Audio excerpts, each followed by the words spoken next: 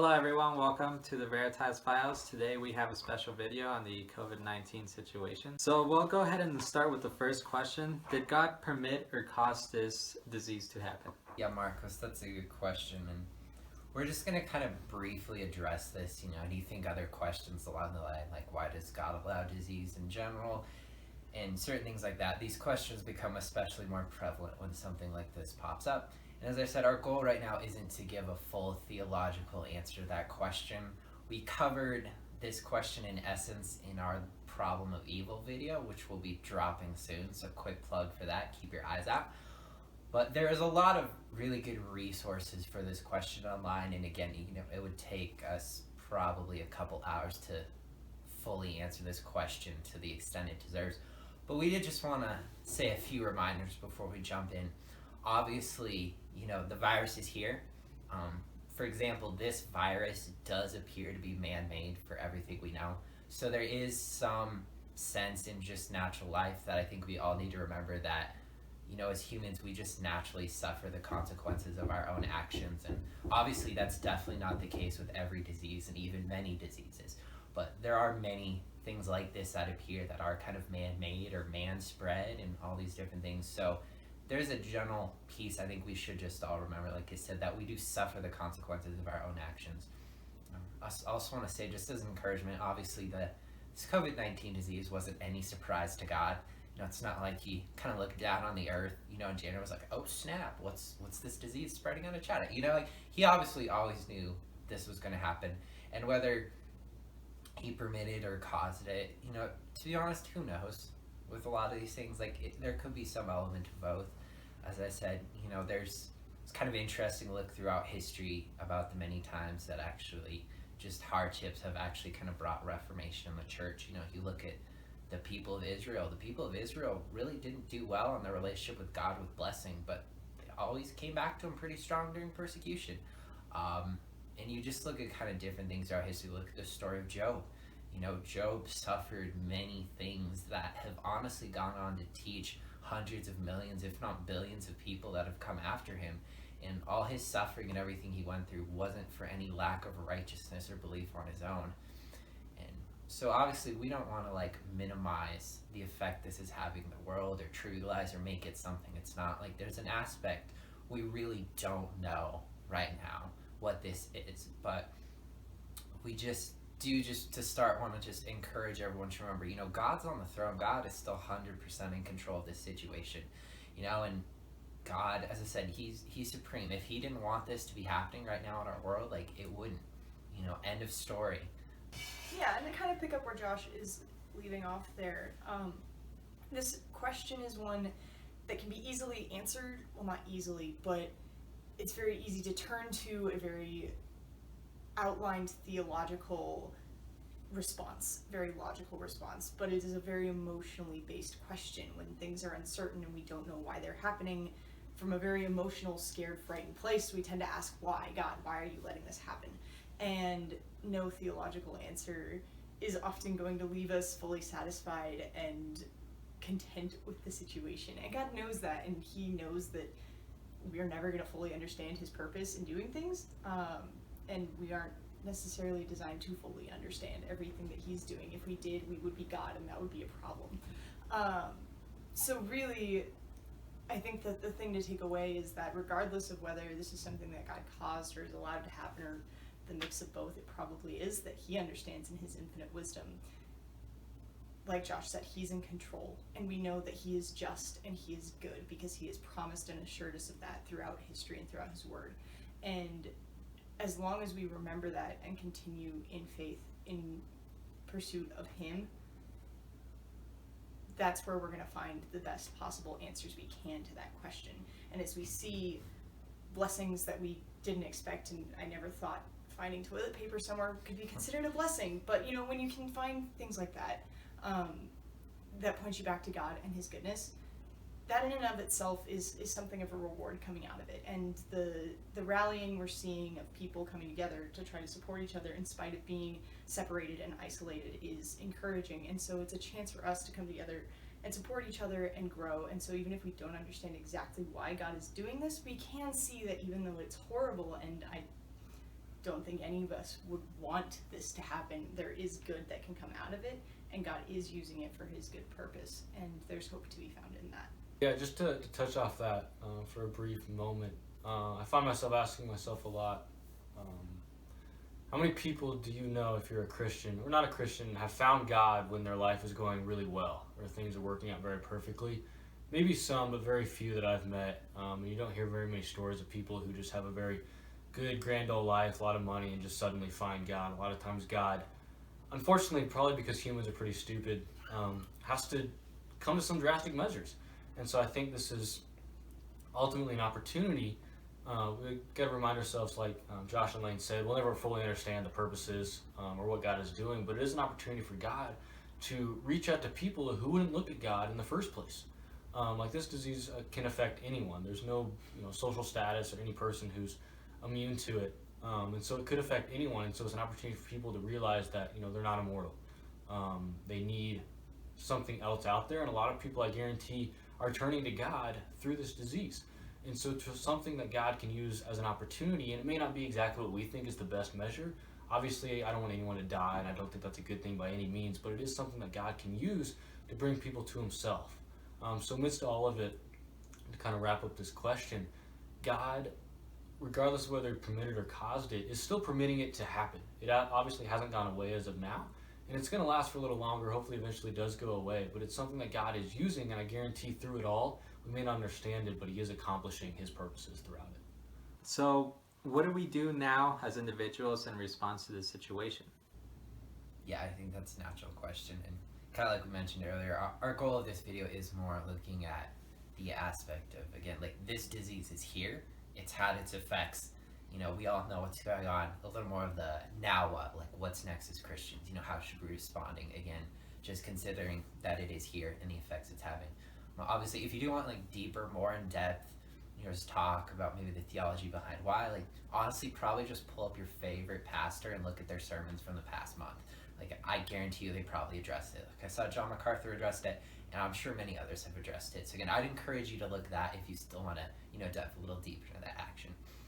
So switching, as Marco's asked, to the individual side, I think one initial big thing we can all take time is just kind of reinvesting in our spiritual lives. I don't know if I've met anyone who's like, yeah, I have, all the time in the world, like exactly as much time as I want to be able to invest, into reading the Bible, studying the Bible, working on a relationship with God. And there honestly might be people maybe retired, or there might be a few people at that point, but just in general with, just work, you think school, it's just general life stuff it throws your way. I know I've usually felt I just wish I had a few more extra hours in the week to just be able to invest into my spiritual life. And in a weird way, a lot of us have that opportunity now, and again, it's just kind of the fact due to the scenario. You look like I'm working from home. I know many people are working from home. I know it's sad to say many people have honestly lost their jobs, or maybe just temporarily had their jobs and hours cut back. And again, these are schools aren't really meeting inside. Some are doing online, some are just even canceling pieces altogether. You look, most activities, outdoor clubs, groups, meetings, almost entertainment events, they're all essentially been shut down in most areas. So obviously that does leave us with some extra time. And again, this probably won't be true for everyone, but I think it's pretty fair to say it's a general overview. We have more time. So one thing I've really been trying to do myself, and I think we all want to encourage you, is, if you are a Christian, just take advantage of this time we do have, to this extra time to just reinvest in your spiritual life. Maybe you want to dig deeper into the Bible. Maybe it's reading some sermons. Maybe it's, worshiping or working on your prayer life, reading, that list of 20 books, Christian books you have that all sound amazing, you wanted to read, but you've never had the time. Like maybe you start jumping into that, it can look completely different for everyone. But, and this is something I'm trying to remember myself, and we just want to encourage you, is don't per se waste this time. Obviously it's fine. You might binge a little extra shows on Netflix, stuff like that, and that's natural. And honestly, there's nothing wrong with that. It's just kind of natural what's coming. But, maybe do that after. Maybe have it be like, hey, I'm going to spend some extra time in the Word today before, I binge season 2 of the new show I've been watching or something, and just really trying to work on that first and just take advantage of that, especially right now on an individual level. I'll just say briefly, don't live in fear of the virus, live in fear of God, but also don't be stupid. Obviously, I don't want you to get sick, I don't want you to die, but at the end of the day, if it is God's time for you to go, there's really not much you can do about it. And so I encourage you to don't live in fear of this virus. Obviously, respect authorities and respect the decisions that they make and follow those. But also don't let this impact your life to a great extent where it's going to impact your faith. I hope for everyone that their faith would only increase because of a situation like this and never decrease. So essentially, don't live in fear of this. Understand that, it is to be taken seriously, but don't live your life constantly fearing the possibility of you getting this virus. If it happens, it happens. But at the same time, don't go looking for it either. Don't be licking doorknobs, going into public restrooms, things like that. That's just stupid. And at the end of the day, there's only so much I can do for you at that point. But just live your life for God and know that you're going to worship Him, serve Him, and do everything that He would want for your life. And trust that whether or not you get this virus and how you respond to that is in God's hands and not your own. Do everything you can, but ultimately trust God and have the hope we talked about earlier. I think another thing to add, I would definitely agree with everything the guys have just said. I would also say just don't isolate yourself.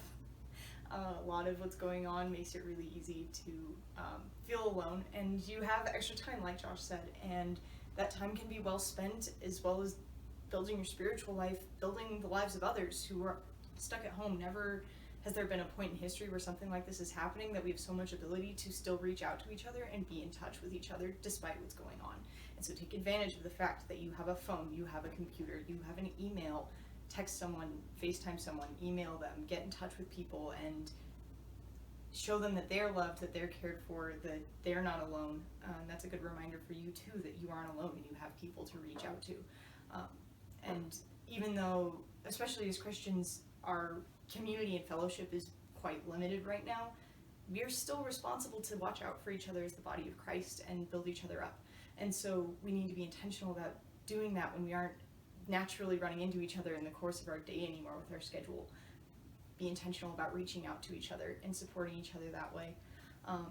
And my other point would just be turn to Scripture. When you're feeling discouraged, when you're feeling uncertain about what's going on, God has given us an entire book of His promises, and they do not fail.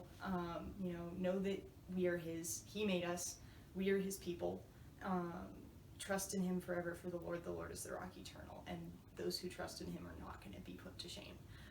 All of those promises and a million more you can find that speak to this circumstance as much as any other, and that doesn't change. So when you're feeling discouraged, when you're feeling upset, when you're feeling isolated, go to Him with that, take that to Him, and watch Him change your heart as you really lay those feelings at His feet, and rely on His promises instead of whatever the news is telling you or whatever you've managed to convince yourself or trying to convince yourself of that things are better. God has promises for you of His kingdom and of His salvation that are far greater and will bring far more hope than anything else. So what are we doing now as a church? Again, just looking at this disease and the situation in light of what's already here, and I think it's a big time for the church to be stepping up, and that's going to look in many different shapes and forms, but and obviously hopefully churches are stepping up and reaching out in their communities in general, but this is really the time to take those next steps, really reach out. And obviously, like we talked about, a lot of that first is going to be just reinvesting in your own life too, but then also kind of like what Lane talked about is just not completely isolating and getting to where we're reaching out to others. And honestly, that can look many different ways right now. Obviously, it can look just as Lane said, just reaching out. There can be it can be interacting in your live stream church group. I know, at least with my church, you can interact with each other during the live stream of the church service and just reaching out. I know, and again, this is just what my church is doing. We're continuing to do our life groups and our Bible studies all virtually. So just continuing to host those and just encouraging people to be a part of that. I think that's a big first step. And another one is honestly, if you are able, just giving financially is going to be a huge thing right now. And I realize for certain people, if you've maybe lost your jobs or have your hours cut back, that's probably not feasible for you right now, and that's honestly completely understandable. But I know at least right now I feel blessed to be in a situation my job's still pretty secure, so I still have a good income, and there's gonna be a lot of people in that boat is just taking advantage, maybe asking God can I give a little extra now? Can I give to people? Even if it's something as simple as like just ordering out from local food near you, because honestly, small businesses are going to be hit hard, and maybe just trying to tip and just kind of reinvest the money into your community even as you are able. That's going to be really big right now. And again, I realize not everyone's going to have the ability to do that, but for everyone who does, I just really want to encourage you to like pray about that. That's something God's kind of put on my heart, and I've been trying to do, is just really, reaching out, giving back. Obviously, there's going to be a lot of people, out of work, needing food, needing the essentials like toilet paper, and there are still missions groups and hopefully many church, you think Action Center of Lakewood and just many other things that are reaching out to these people. So maybe, try and find just a local group, figure out what your church is doing and try and get involved, even if it's maybe just financially or even just through prayer. Like, prayer is still a huge part of this whole battle. So, whether you have the resources and the money and the time or not, like, there's always a contribution we can make. Yes, to add to what Josh was saying, if that which we've been given to give to others. And so don't necessarily be afraid of, if a neighbor comes and needs food or needs toilet paper or paper towels, don't be afraid to give to them of what you have. God will continue to provide for us, and we don't necessarily know what that's going to look like, but we do have that promise to rely on. And we need to be supportive of each other now as ever. We can't just pull into our own little bubbles and pretend like the storm's going to blow over and we're going to do this by ourselves, because we're not. We're going to get through this by supporting each other. So as a church, we need to support the fellow members of the church and then spread that out to our communities as well. And there's a lot to be said for being at peace, even if we don't feel at peace all the time, but having that sense of peace that comes only from God and being able to demonstrate that to others in a time of crisis is huge, and is a huge testament to who He is and the fact that He is the only source of peace and joy that we're going to have. If you can walk around with a smile on your face in spite of everything that's going on right now, that speaks volumes, and people are going to wonder why, and that is an opportunity to share the gospel with people that you shouldn't pass up. Yeah, absolutely. Essentially, Christian life is, I think, meant to be done in community. And obviously it's going to look very different for the next couple of months, but understanding that, the opportunities and the technology that we have today allows for still communication. But if you can find someone who you can personally meet with, obviously in a safe manner, I encourage you to do that. And just to wrap up our video today, I'd like to remind everyone that, people have limits. We can only be one place at one time, and even though we may not be together, God is everywhere all the time. And so you're spending time right now with God as you watch this video, and that's just amazing. So spend time, recognize that He's still there with you. He's promised to be with us through all times, and He's there with you right now. So I encourage you to spend time with Him, learn more about Him, and become better friends with Him. All right, that's everything. Thank you for watching, and stay safe and stay smart. Hey guys, thank you so much for watching that video. We hope you really enjoyed it. Leave us your thoughts in the comments or email us at the email shown in the description. For more in-depth content, check out our blog. The link is below. Don't forget to hit the subscribe, like, and notification.